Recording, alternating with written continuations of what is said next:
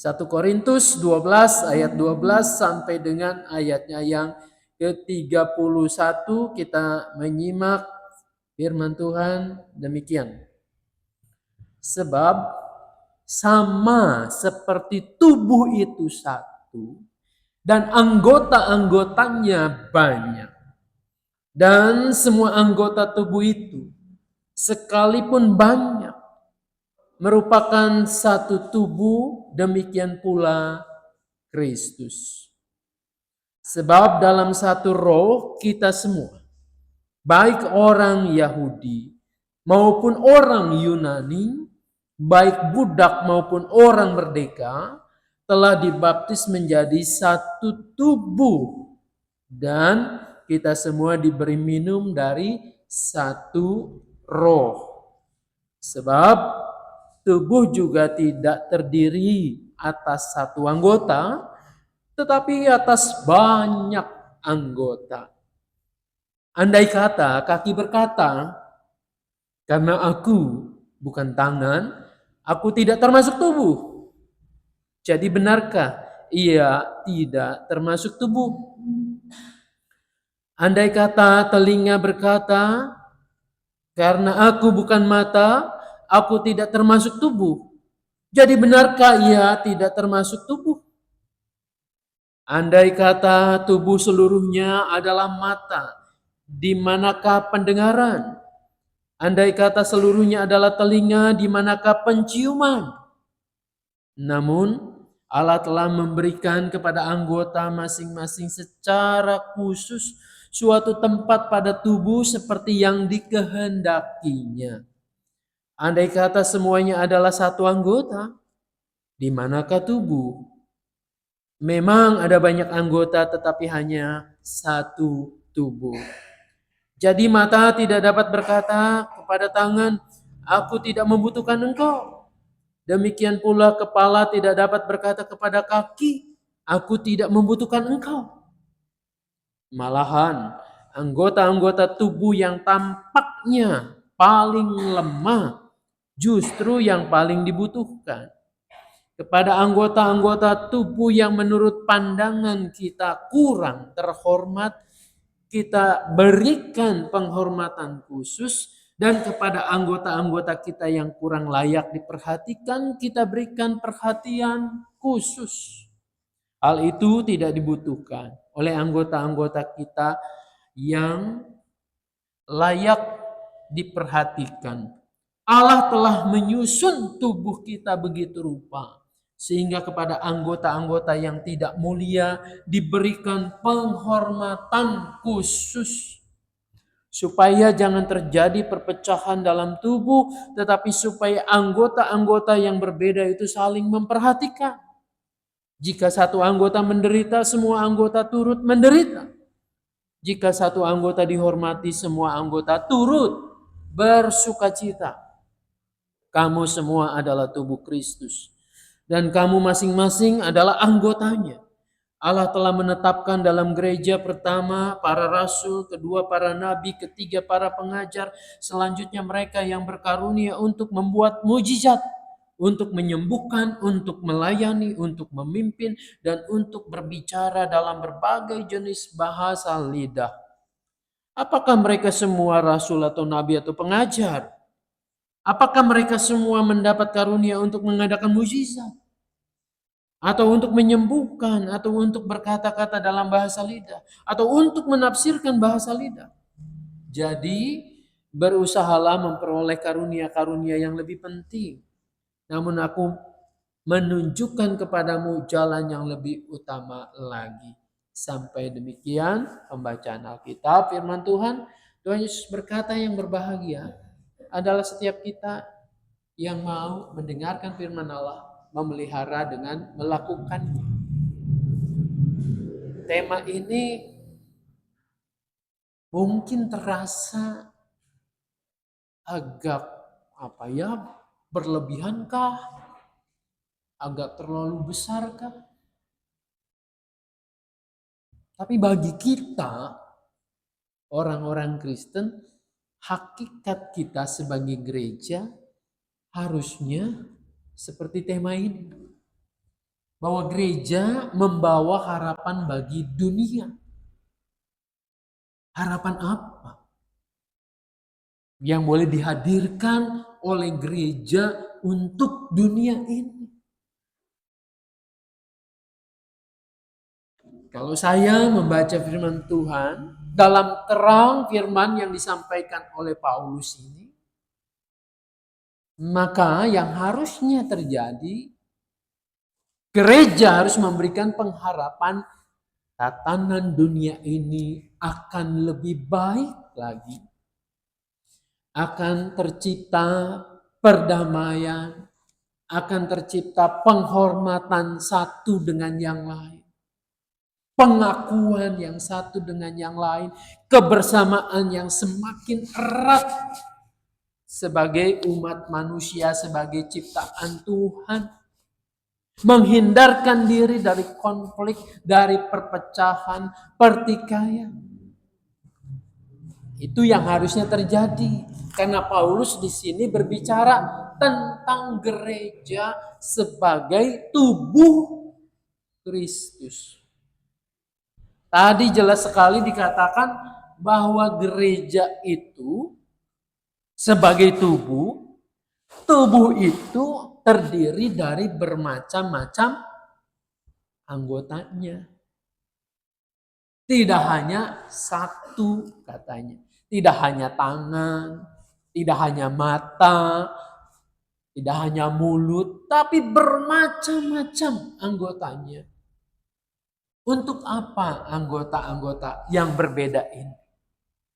Jelas menjalankan fungsinya masing-masing.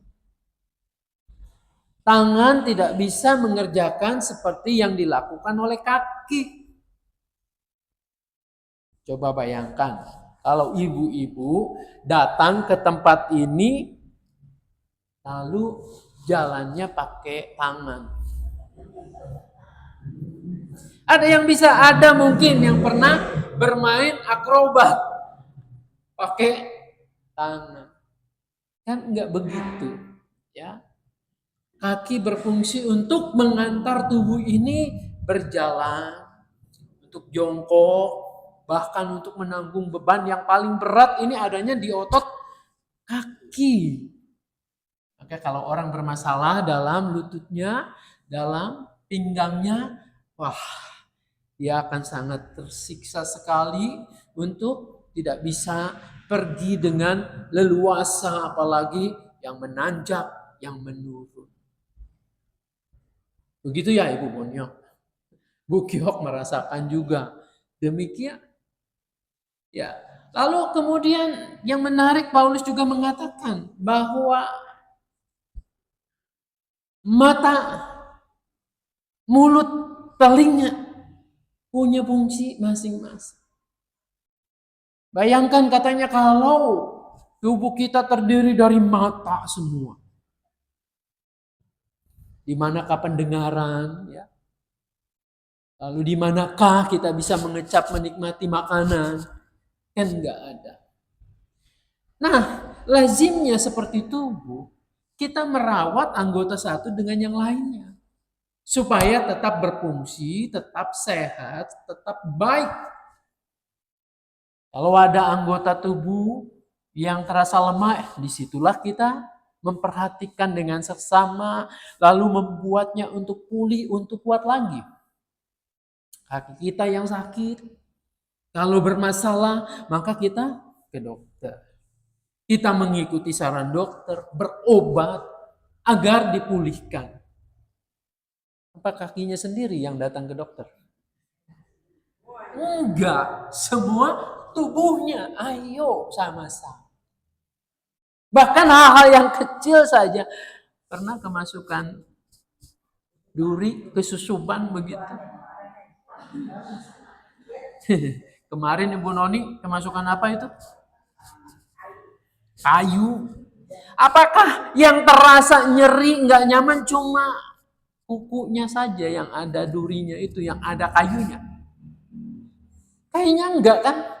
Jadi seluruh badan kita nggak nyaman, nggak enak. Satu tubuh merasakan sesuatu yang tidak nyaman, tidak enak, maka satu tubuh kita, maksudnya satu anggota merasa tidak nyaman, seluruh tubuh kita menjadi tidak enak. Sakit gigi kita ada jumlahnya ada berapa sih? Banyak kan?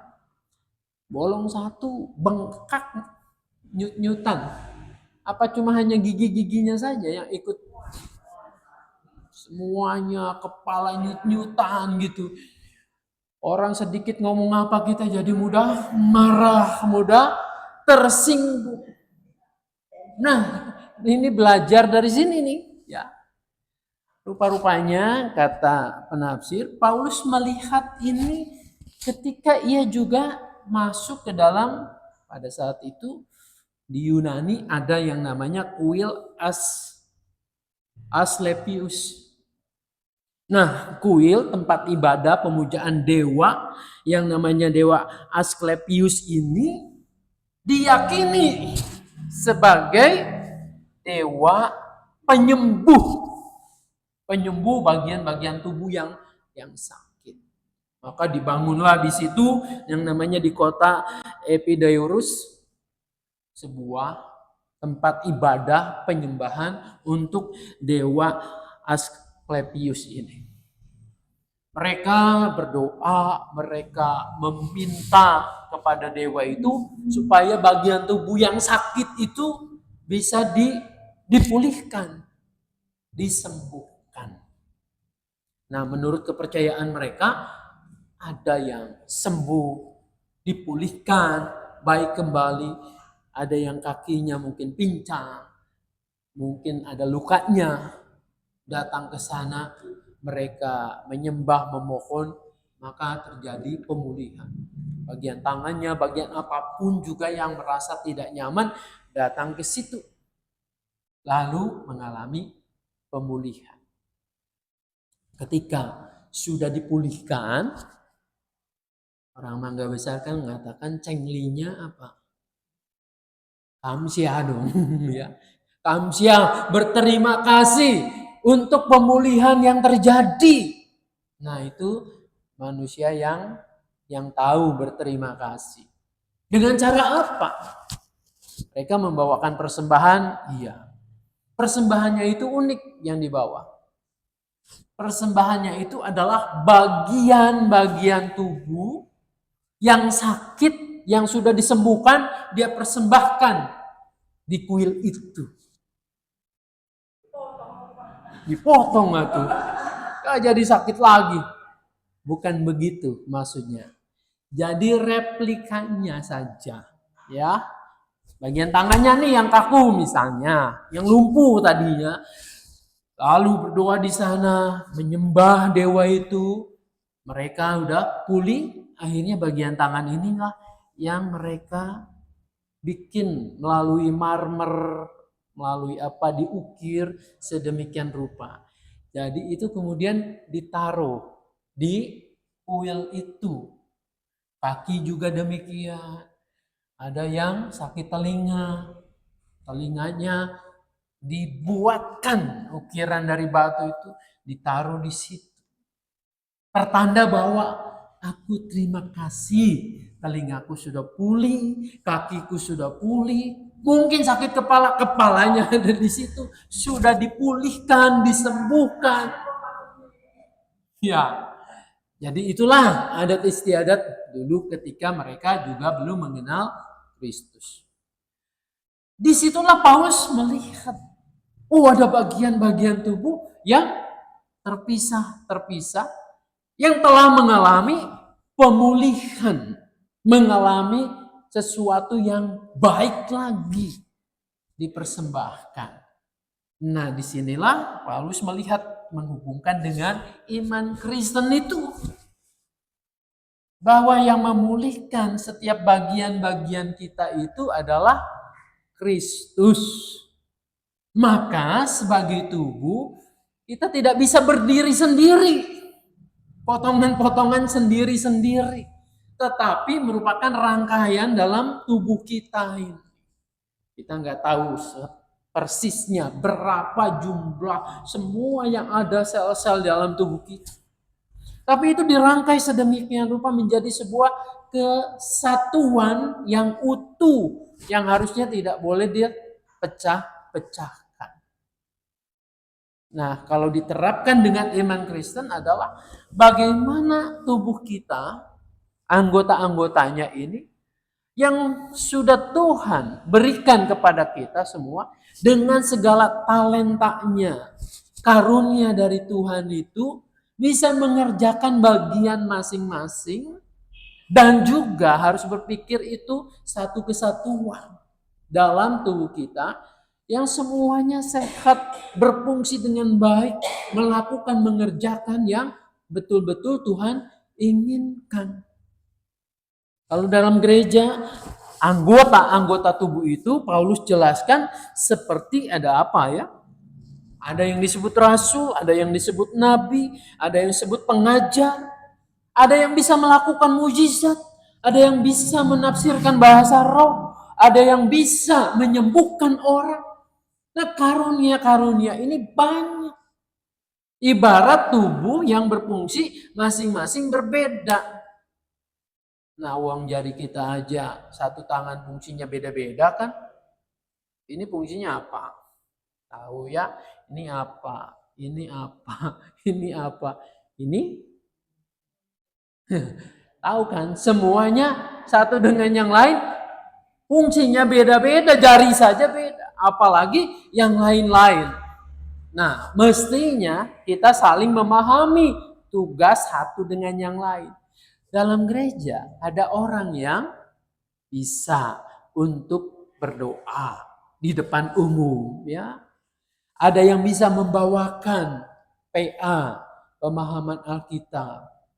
Ada yang bisa perlawatan, bisa mendengarkan keluh kesah orang, bisa mendoakan. Ada yang bisa menata gereja ini, merawat, menyimpan barangnya di mana, membersihkan. Jadi semuanya banyak nih kebutuhan dan fungsinya Tuhan menghadirkan orang yang beragam, yang cakap di bidang itu masing-masing. Jadi mestinya apa yang terjadi? Kita nggak bisa mengukur. Cencen yang bisa masak begini begitu. Lalu orang yang bisa administrasi mengatakan, wah Cencen mah bisanya cuma itu doang. Dia nggak bisa melakukan ini itu, yang lainnya. Ini nggak boleh begitu. Kalau itu yang terjadi, maka di gereja akan ribut melulu. Yang bisa masak, ya masak di situ dengan sukacita, dengan kepandaiannya. Yang bisa beberes, bebereslah dengan sukacita. Yang bisa berkunjung untuk melawat, membangkitkan iman orang, mendoakan, memberikan pengharapan, disitulah ia konsentrasi dan bekerja. Yang bisa untuk menyampaikan firman Tuhan, sampaikanlah firman Tuhan dengan baik. Tanpa harus kita mengatakan saya paling hebat, saya paling keren. Nah, ketika ini terjadi, maka gereja menjadi sebuah kesatuan yang dinamis, yang utuh, yang mengerjakan misi Allah di dunia ini. Itulah gereja yang membawa harapan bagi dunia.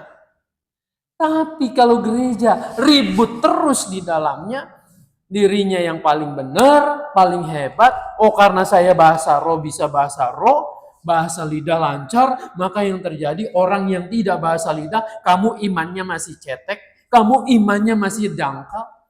Nah, orang yang mengatakan demikian, oh itu mah bahasa seperti apa? Yang penting kan saya bisa menyembuhkan orang melalui doa saya. Nah, itu berarti iman saya lebih hebat. Yang lain lagi mengatakan, oh enggak begitu. Buat apa itu semua kalau saya tidak mengerti nubuat Tuhan? Tuhan bernubuat dan saya bisa menyampaikan. Maka kita semua harus jemaat sama-sama siap siaga. Sama-sama harus menantikan nubuat itu. Lalu yang mengatakan yang lain itu nggak ada artinya. Ini juga clear. Bayangkan dalam gereja kalau ribut terus. Bisa nggak mendatangkan pengharapan?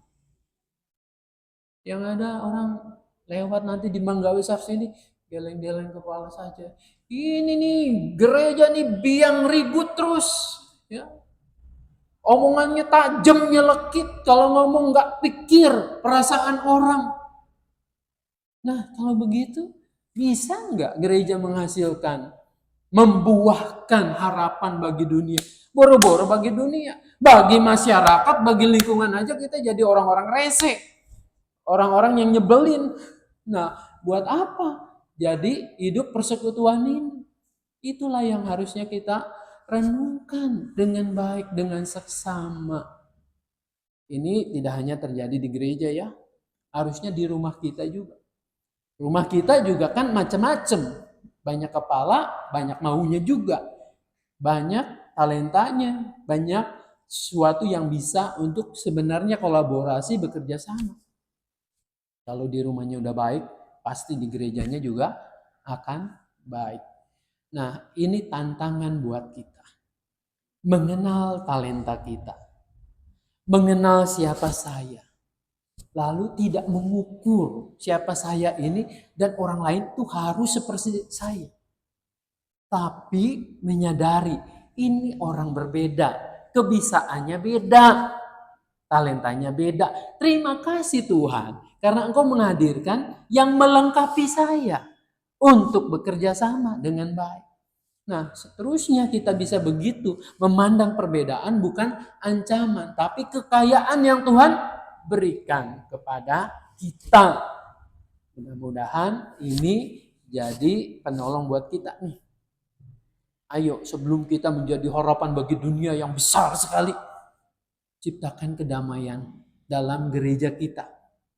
Syukuri perbedaan, sambut yang lain. Mungkin yang lain lebih pandai di bidangnya, kita tamsyah berterima kasih Tuhan. Tuhan menghadirkan orang-orang yang berbeda sehingga tugas saya jadi ringan. Gereja bisa menjalankan fungsi tugasnya dengan baik. Tuhan menolong, memberkati kita. Amin.